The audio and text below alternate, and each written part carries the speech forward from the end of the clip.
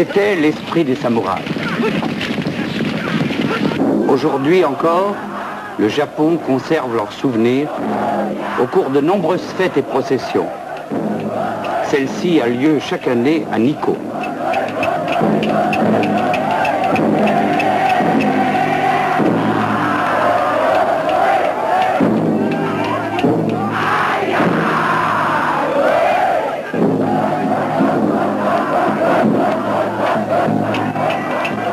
Pour un touriste, ces cris peuvent paraître barbares ou inutiles. Cependant, derrière les apparences, les samouraïs, disparus du Japon voici moins d'un siècle et demi, ont su transmettre leur science du combat et leur enseignement. Aujourd'hui, on pourrait croire que leur image n'apparaît plus que dans les épopées filmées. Pourtant, cachées dans les campagnes reculées, de vieilles écoles, très secrètes, subsistent et conservent génération après génération les techniques et l'esprit des vrais arts de combat.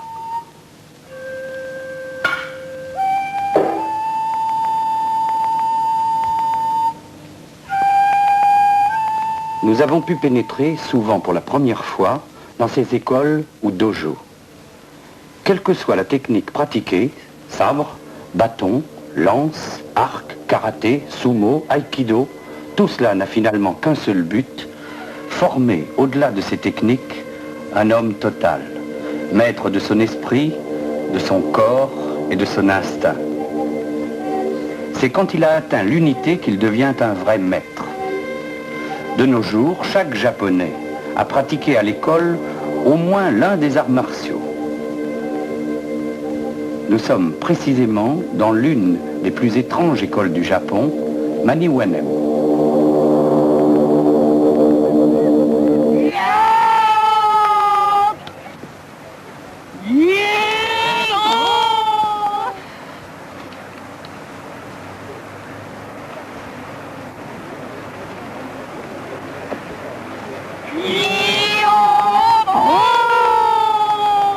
Cette école se caractérise par son cri ou kiai, qui a pour but d'atteindre l'adversaire au centre de son être.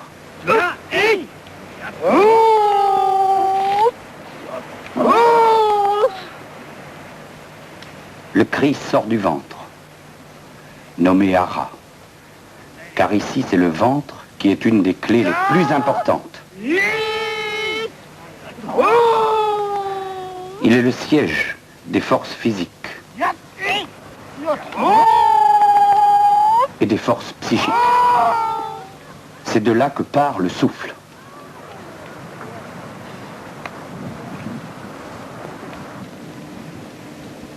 Dans l'art du sabre, l'attaque se fait avec le ventre.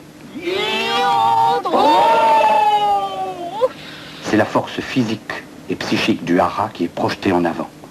Les bras ne sont que les exécutants d'un mouvement qui part du centre de l'être.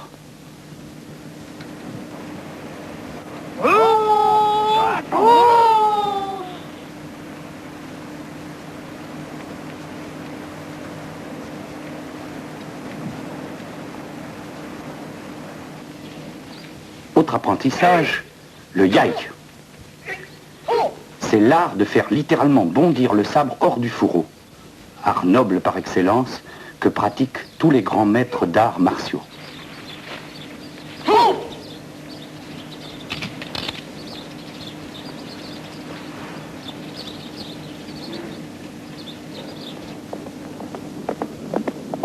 Nous allons rencontrer Maître Otake, qui continue aujourd'hui l'enseignement d'un samouraï de génie, Isaza Yanao, qui au XVe siècle créa la première grande école de sabre du Japon, nommée le Katori Shinto. C'est la seule école qui soit classée bien culturel japonais.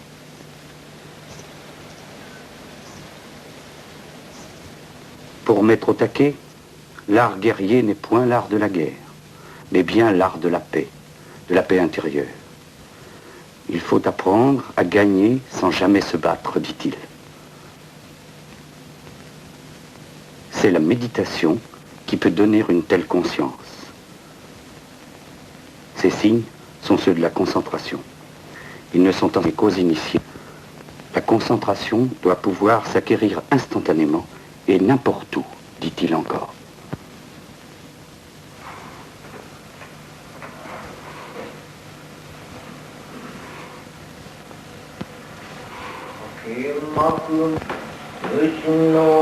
Maître Otake conserve non moins scrupuleusement la tradition religieuse de son école.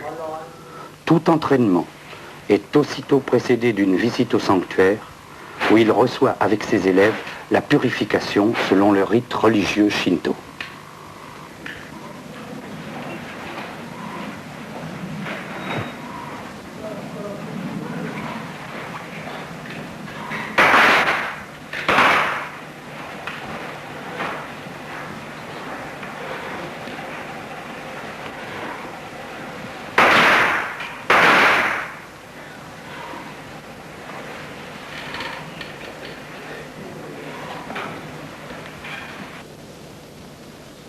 Bien que différent selon chaque école, l'art de tirer le sabre doit toujours être un acte instantané.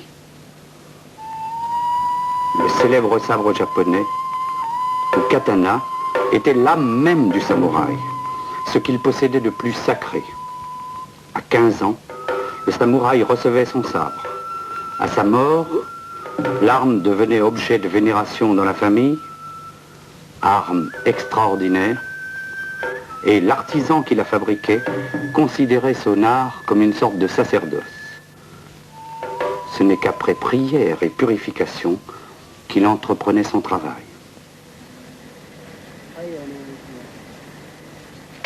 Ce geste sert à faire tomber les gouttes de sang avant de rengainer.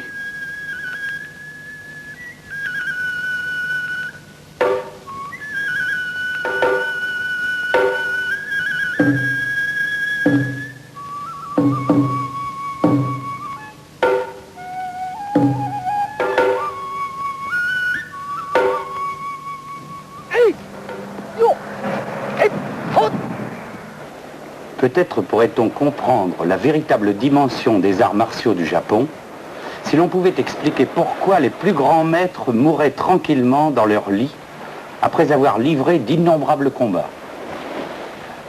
L'un des plus célèbres d'entre eux, Miyamoto Musashi, affronta au cours de plus de 60 combats de nombreux adversaires à la fois et décéda de mort naturelle.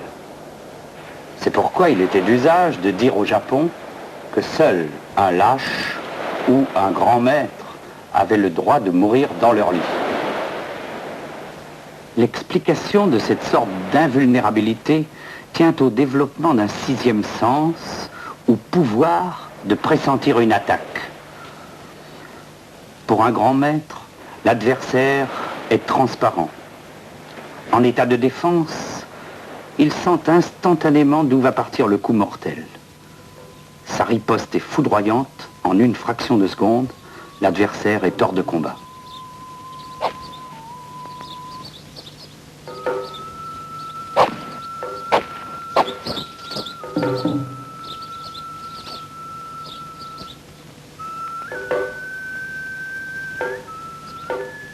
Une minorité parmi ceux qui pratiquent les arts martiaux parvient à l'éveil de telles facultés.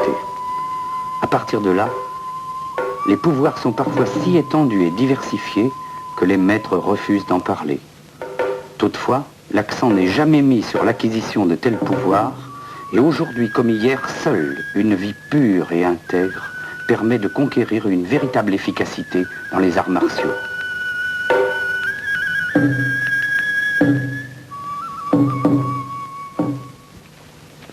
Pour parvenir à tirer le sabre d'un geste instantané, les samouraïs d'hier s'entraînaient à couper au vol les flèches tirées droit sur eux à quelques dizaines de mètres. C'est un entraînement qui s'est perpétué dans l'école de Maniwanen.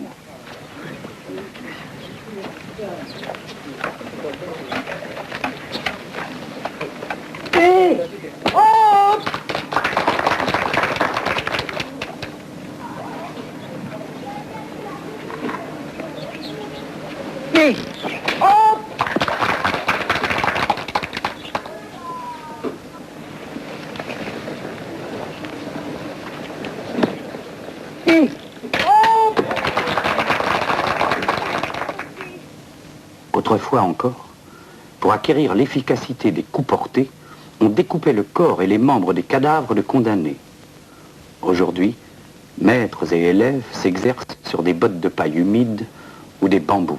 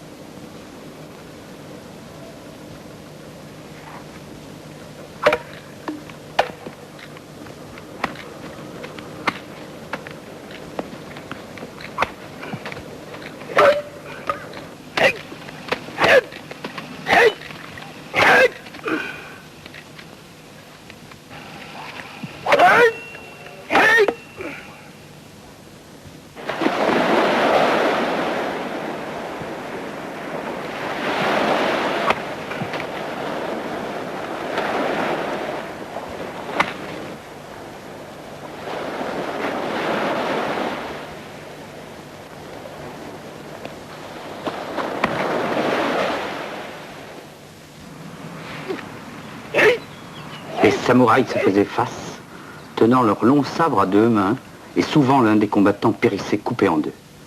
Aujourd'hui, l'entraînement des maîtres se fait toujours visage nu, avec d'anciens sabres de combat aussi tranchants que des rasoirs.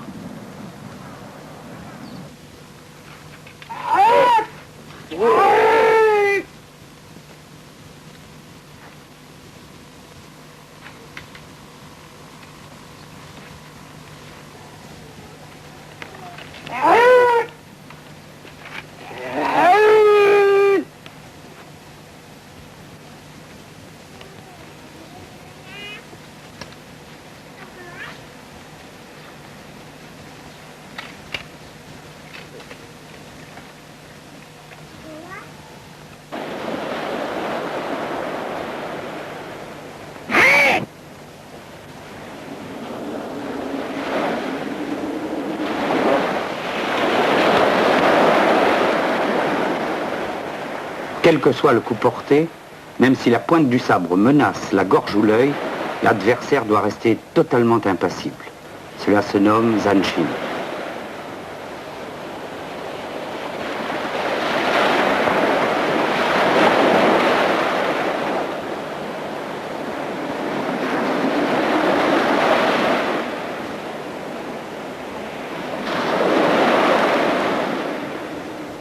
Seule une maîtrise parfaite permet d'arrêter le sabre exactement au moment où le coup deviendrait mortel.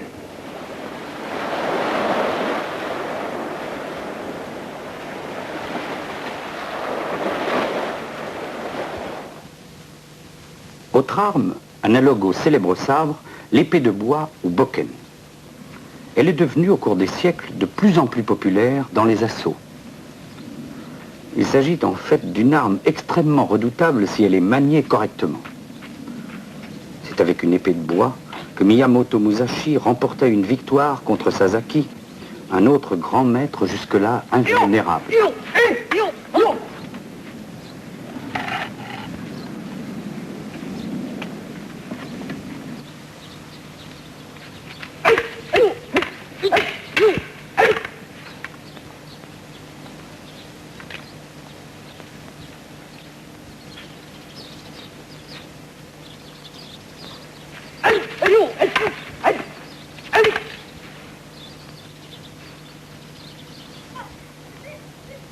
Mais ces épées de bois étant trop dangereuses, on les remplaça progressivement par des bâtons ronds.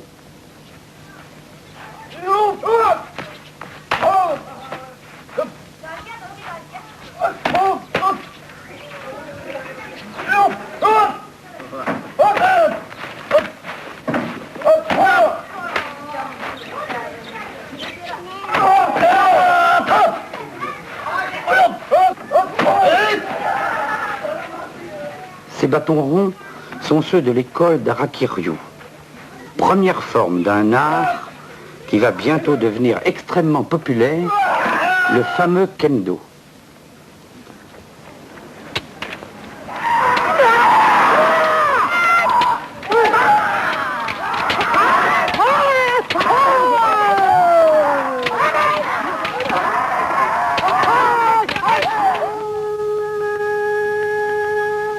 L'arme est ici formée par 3 lamelles de bambou reliées ensemble, nommées shinai.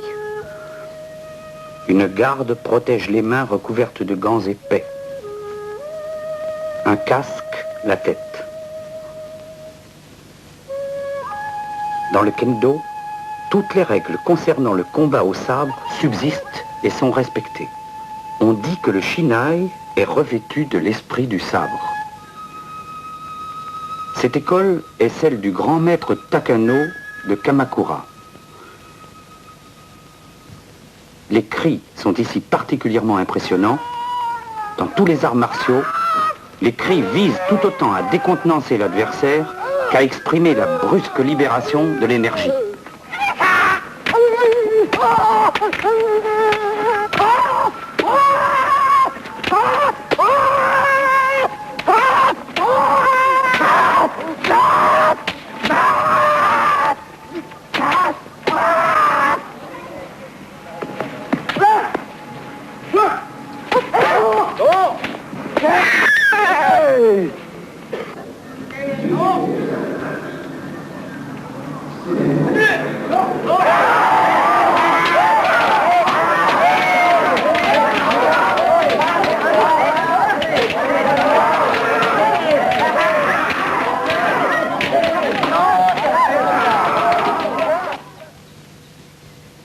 Maître Takano, qui s'oppose ici à un autre maître, illustre une forme de combat réservée à ceux qui ont atteint dans le kendo le plus haut degré.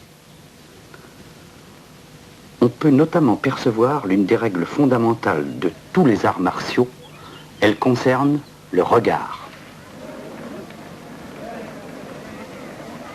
Il faut, souligne Maître Takano, à la fois voir et ne pas voir l'adversaire pour pressentir ce qu'il va faire.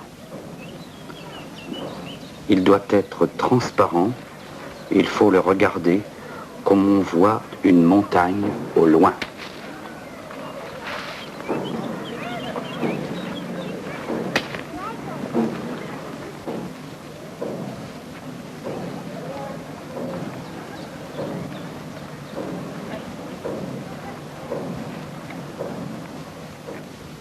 Dès l'âge de 3 à 4 ans, garçons et filles peuvent apprendre le kendo. Le plus âgé de ces 80 petits élèves de Maître Takano n'a pas 7 ans.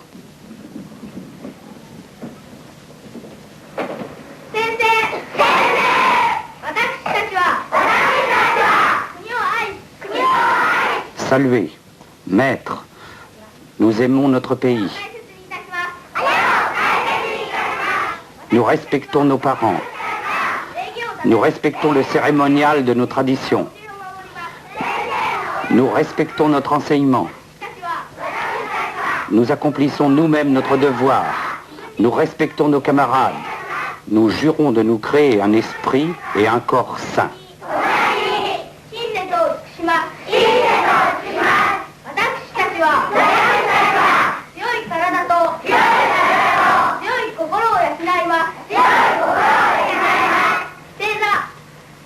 C'est ensuite la méditation.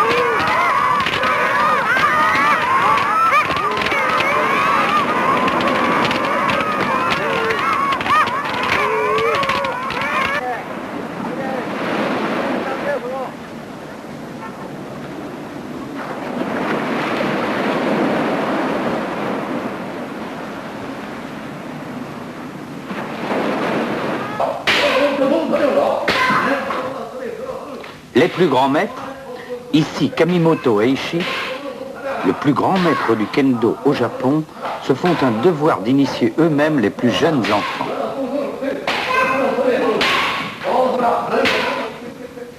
Aujourd'hui, le kendo s'est considérablement répandu au Japon.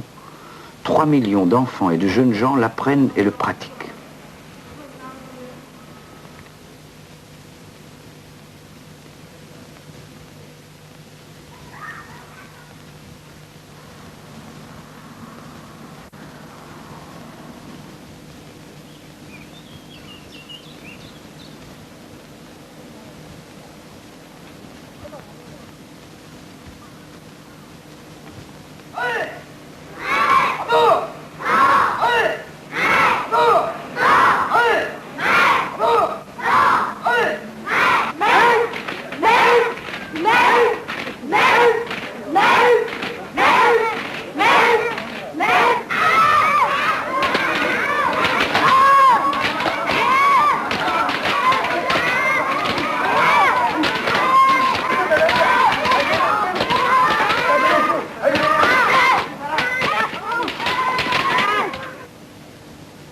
L'une des plus vieilles armes japonaises se nomme le naginata.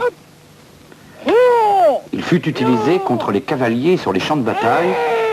C'est une sorte de long bâton terminé autrefois par une lame extrêmement tranchante.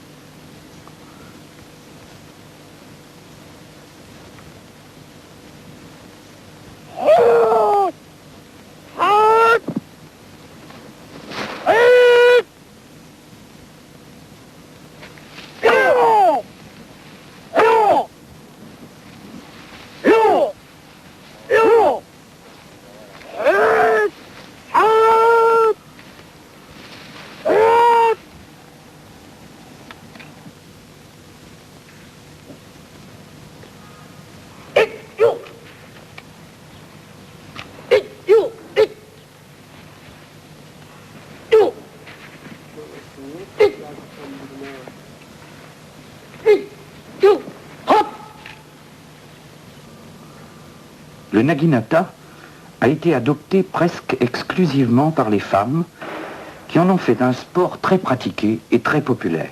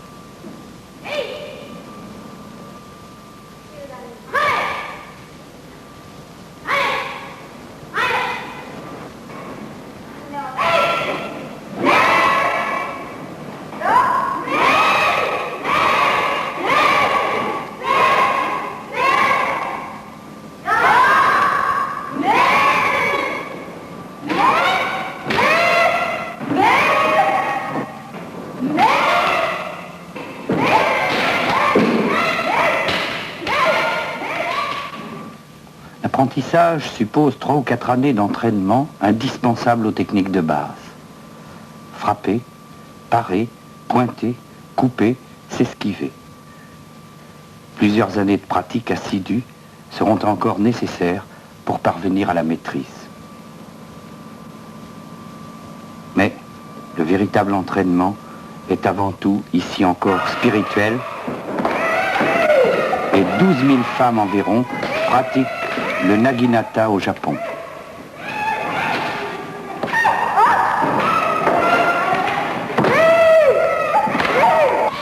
Cependant, pour retrouver la grande tradition du naginata, il faut se rendre à l'école de Jikishin Kagiryu.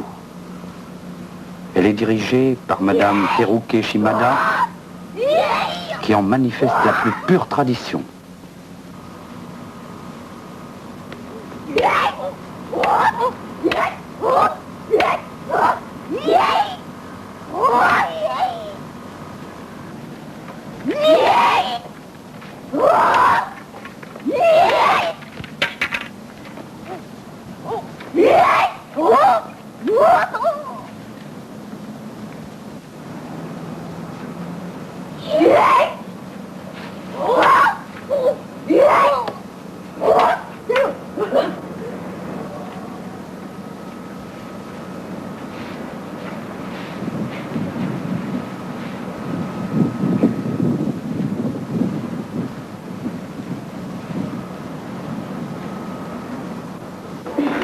Dans les temples, parfois, se déroulent aussi des cérémonies laïques ou sortes de tournois de naginata ou de kendo.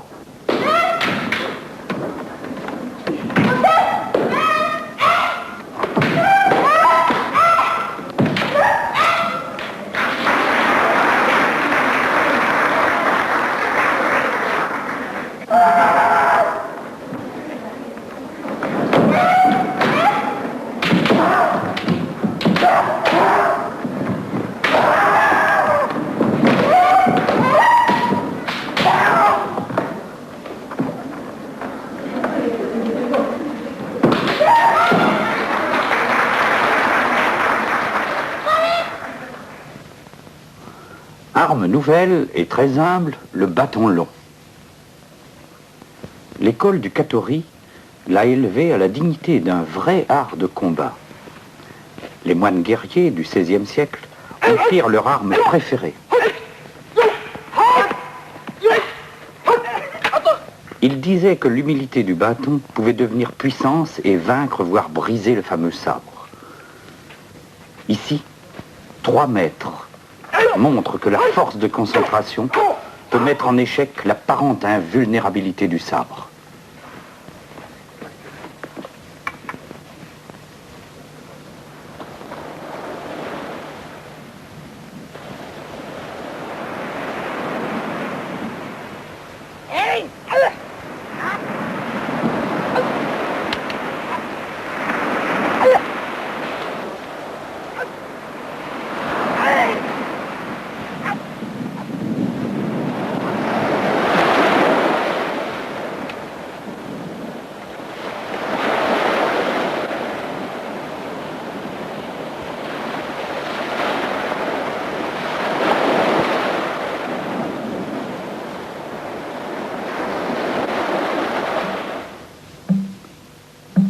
Le sumo, ou lutte à main nue, est le plus traditionnel des arts martiaux japonais.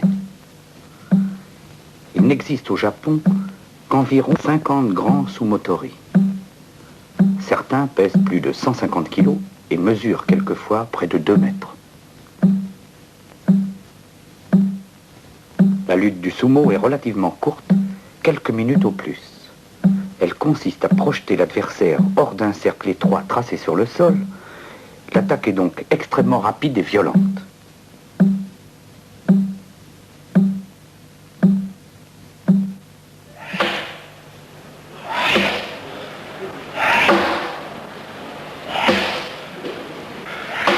Les lutteurs s'observent, l'un en face de l'autre.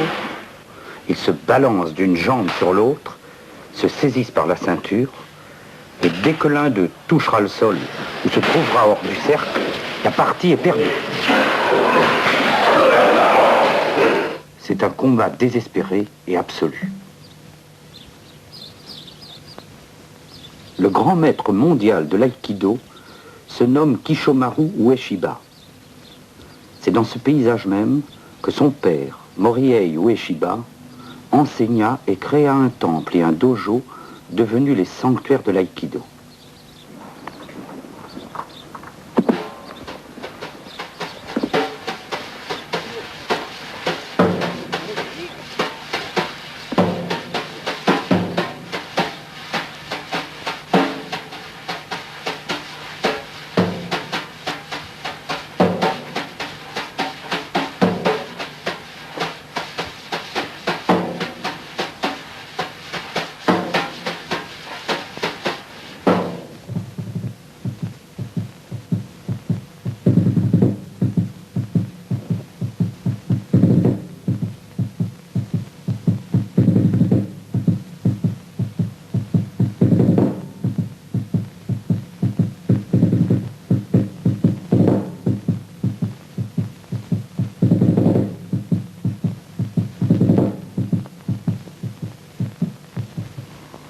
dans le temple avec lui, puisqu'une fois par mois, le maître Ueshiba vient dans ce dojo d'Iwama honorer la mémoire de son père selon les rites de la religion Shinto.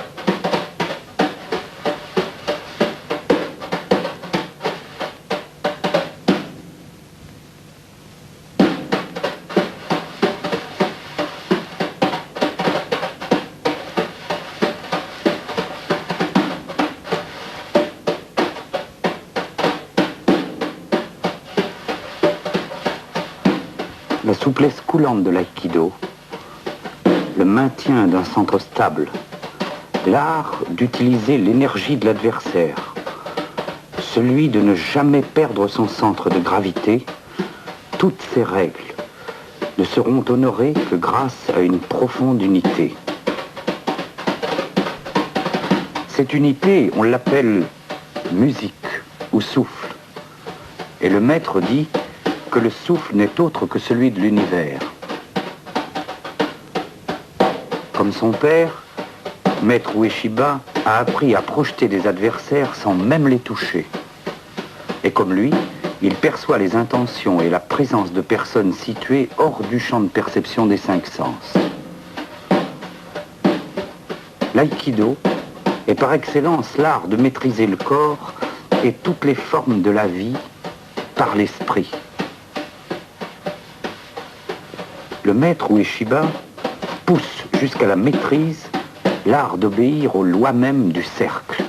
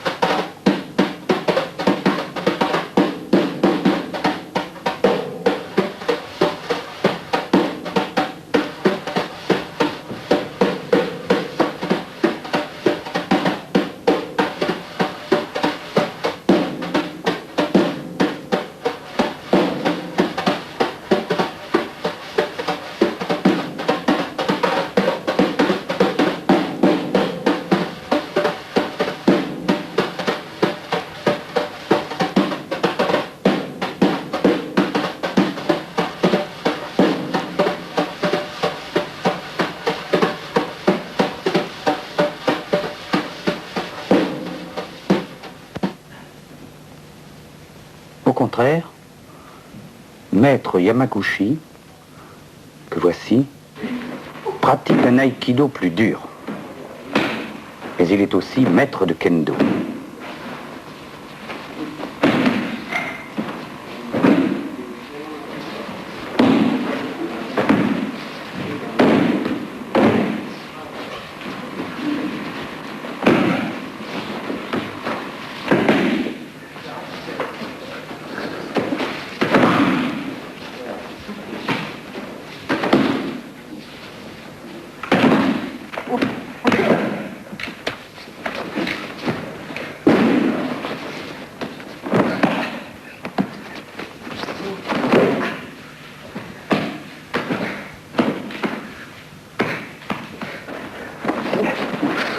距離5分間とかしてくれ。5分間回していく。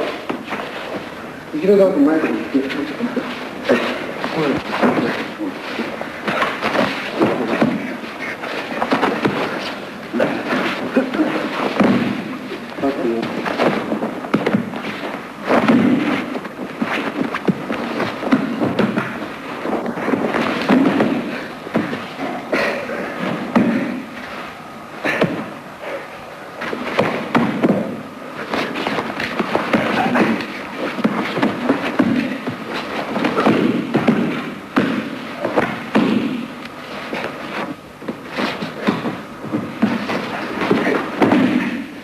Contemplons une dernière fois l'art si harmonieux de Maître Ueshiba.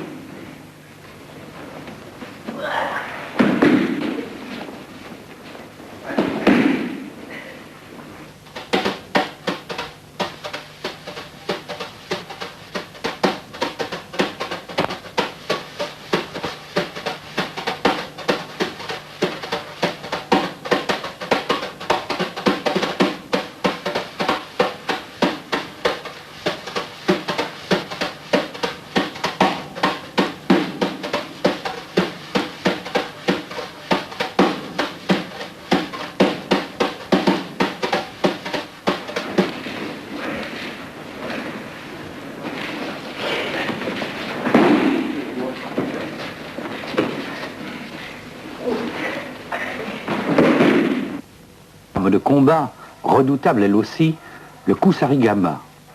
C'est une faucille attachée à une chaîne entraînée par une boule de plomb. Longue parfois de 4 mètres, la chaîne pouvait s'enrouler autour du cou, du pied ou même du sabre de l'adversaire. Quant à la faucille, elle servait, on s'en doute, à trancher la tête.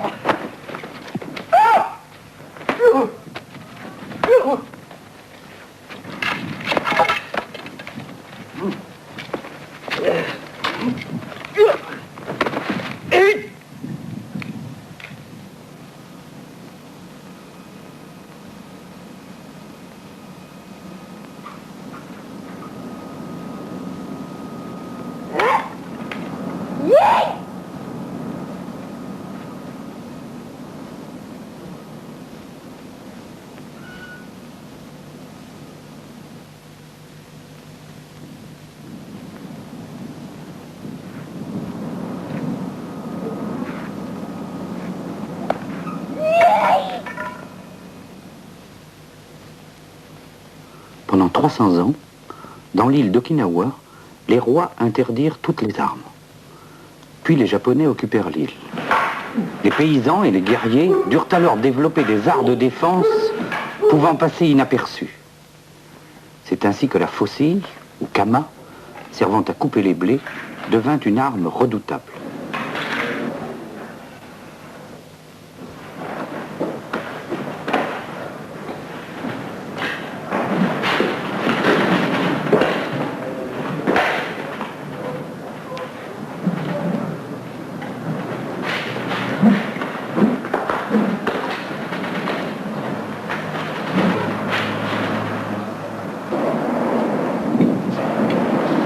Autre arme traditionnelle d'Okinawa, le sai, ou sorte d'épieu de fer, dont la garde est protégée par 2 crochets de fer. Les policiers paraient les attaques du sabre et saisissaient la lame dans ce crochet. Il était relativement facile de désarmer l'adversaire, voire de briser la lame.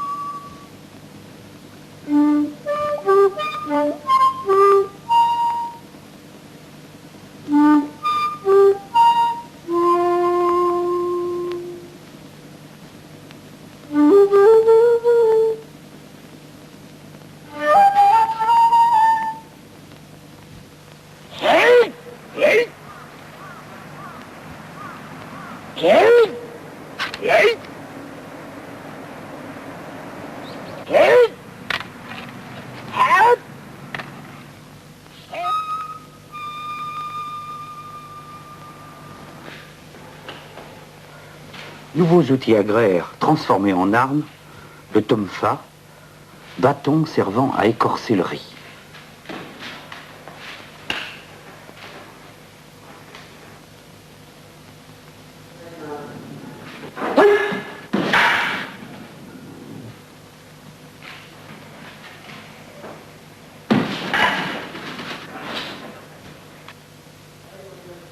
Puis, le fléau à céréales, le nunchaku.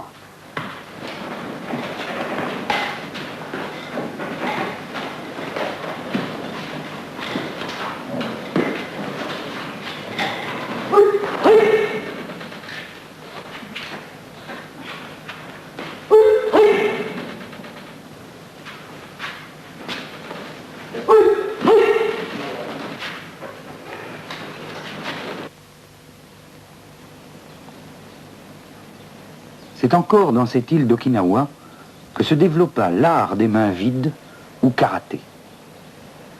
L'école de Shorenji Kempo abrite des moines bouddhistes qui pratiquent le karaté comme complément à la méditation. Leur technique englobe non seulement les points, mais les sauts et les projections.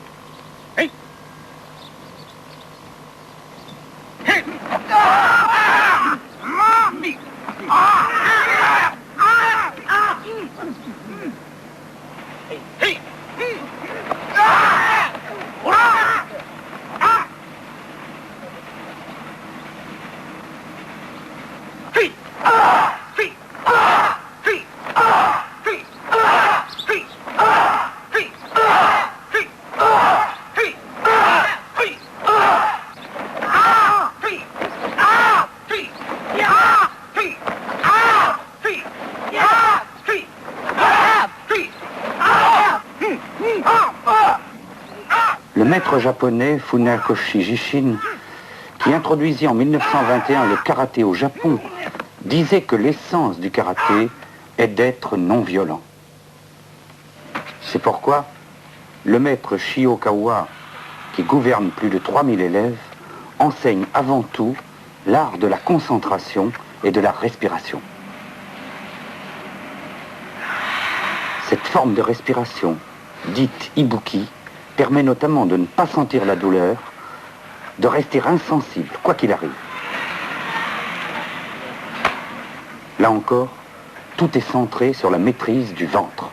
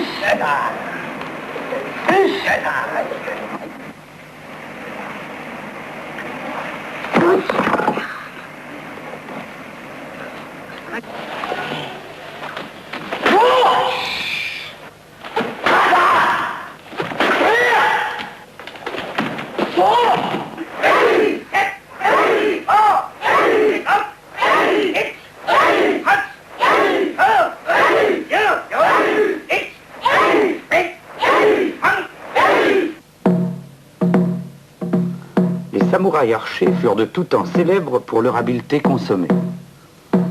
La tradition japonaise a bien entendu conservé cette forme d'art sous le nom de yabusame ou tir à l'arc à cheval.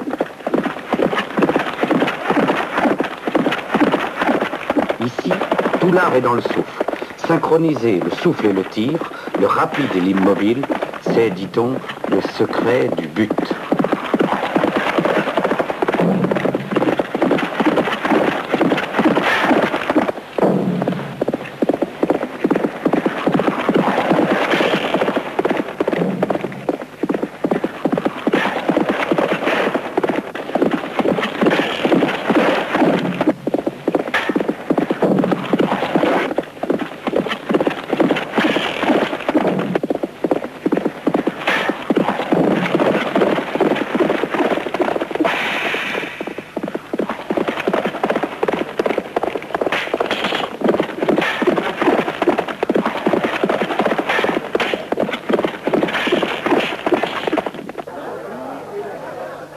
À certains moments, les plus grands temples bouddhiques, tels celui du Sanju-san Gendo à Kyoto, ouvrent leurs portes à des tournois réservés aux maîtres et aux jeunes gens.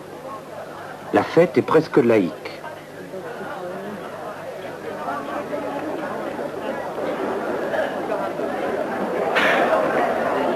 Les grands maîtres d'autrefois parvenaient à des tirs de presque 800 mètres. Aujourd'hui, un tir de 400 mètres est très exceptionnel et pour les étudiants, la cible est à 90 mètres.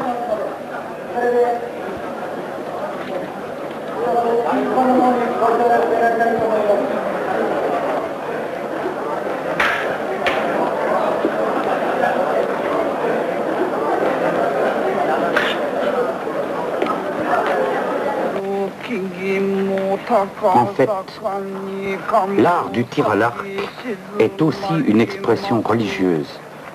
La religion shinto célèbre l'esprit de la flèche, seul capable de traverser le monde, de percer le cœur du cosmos et de le lier visible et invisible.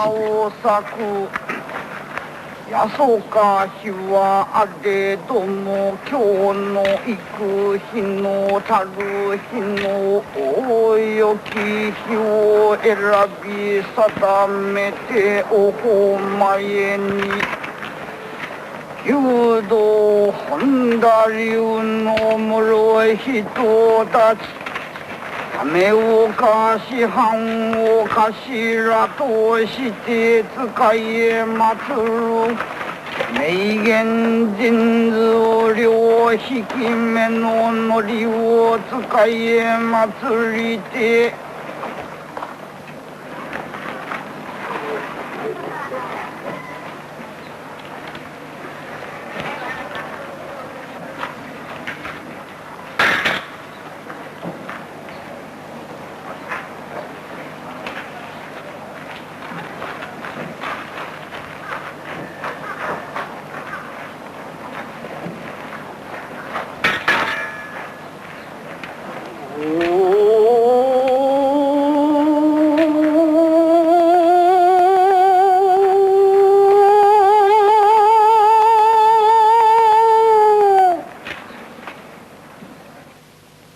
Mais c'est à travers le bouddhisme zen que le tir à l'arc s'est élevé à sa plus haute signification.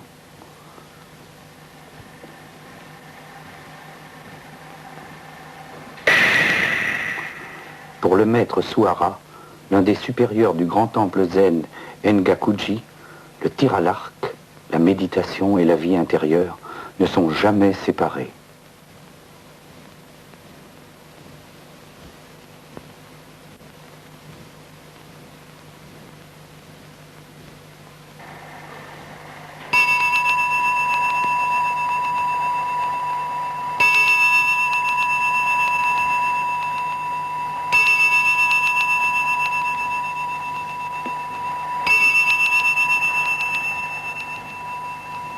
Autrefois, il n'était pas rare qu'à la fin de leur vie, de grands samouraïs deviennent moines zen.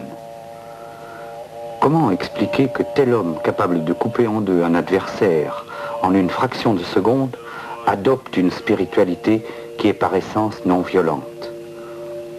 C'est sans doute parce que les arts martiaux, effaçant la peur, créent au-delà de la violence maîtrisée une conscience plus vaste de la paix intérieure.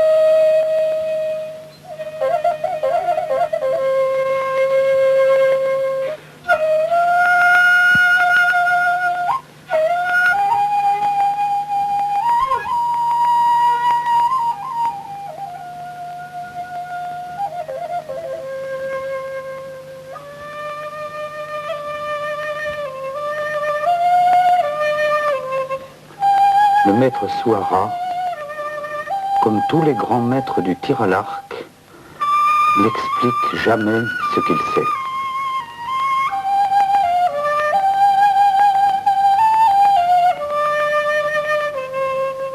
La science du tir, c'est avant tout la pratique du tir.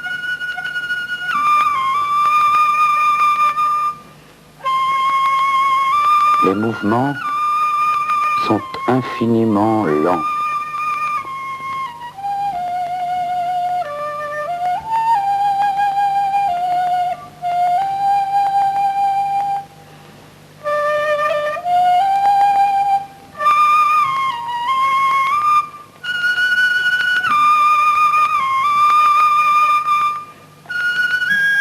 C'est le point de concentration qui doit lâcher la flèche. Alors seulement, si la volonté ne joue aucun rôle. Le tir est pur.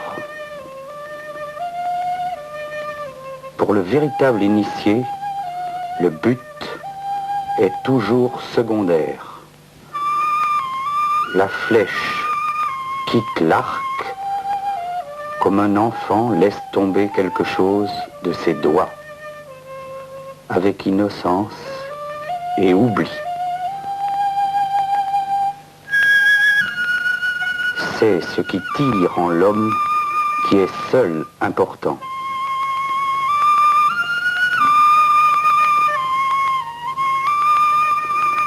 On doit toujours viser, dit le maître, plus loin que la cible. On doit viser très loin. C'est toute notre vie, tout notre esprit qui part dans la flèche.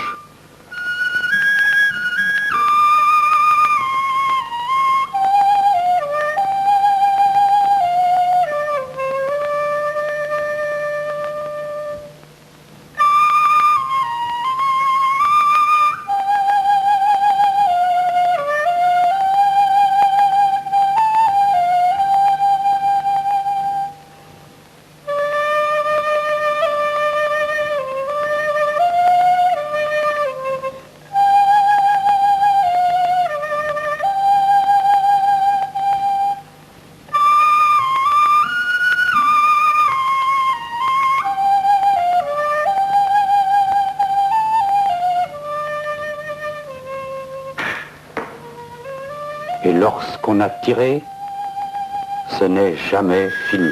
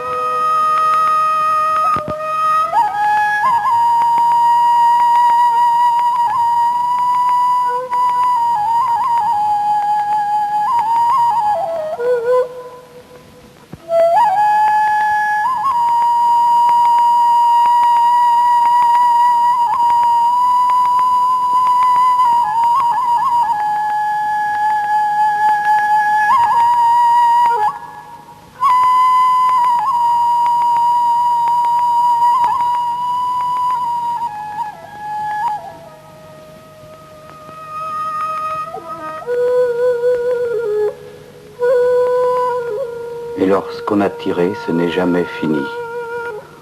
Ainsi parlait le maître Hanzawa, qui fut le plus vénéré et le plus grand. Il vient de mourir à l'âge de 83 ans.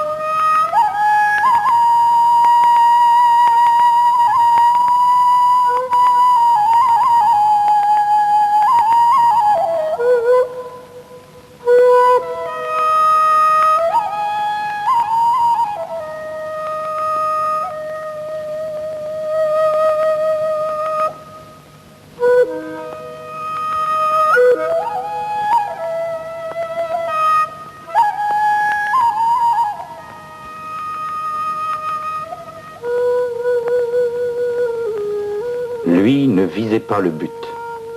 Toutes facultés unifiées, il est à jamais et la flèche et le but.